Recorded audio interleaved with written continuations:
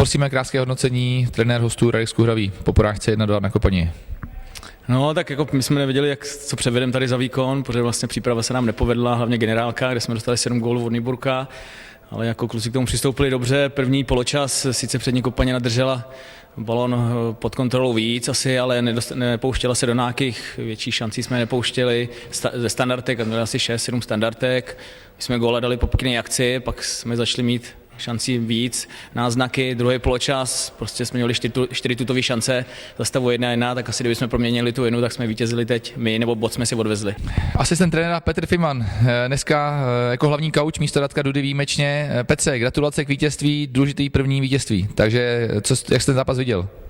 Díky za gratulaci a samozřejmě hrozně těžký zápas, protože všechny úvodní zápasy jsou těžký, jde tam vždycky o body a ten začátek soutěže je kolikrát hrozně rozhodující a proto jsem nesmírně rád, že jsme ty 3 body doma udělali konečně.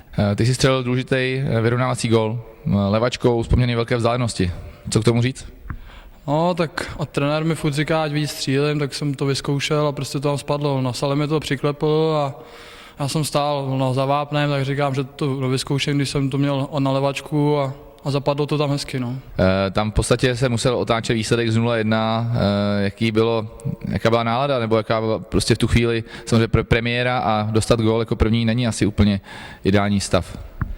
Tak já si myslím, že jsme začali docela dobře a pak vlastně po nějaký jediné akci jsme dostali gól, ale je dobře, že jsme to nezabalili a do poločasu jsme vyrovnali a šli jsme vlastně do druhého poločasu od nuly a sice to nebylo úplně ono, že v nějak fotbalový nebo na pokoukání, ale jak říkám, odjezdili jsme to a za to jsme si zasloužili ty 3 body.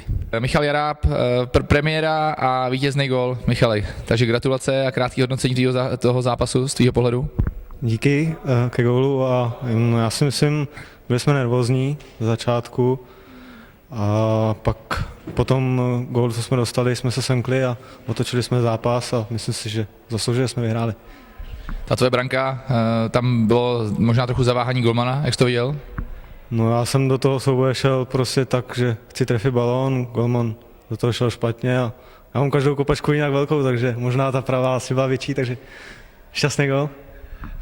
Gól přinesl 3 body, takže určitě v kabině velká spokojenost. No v kabině velká spokojenost a večer bude ještě větší.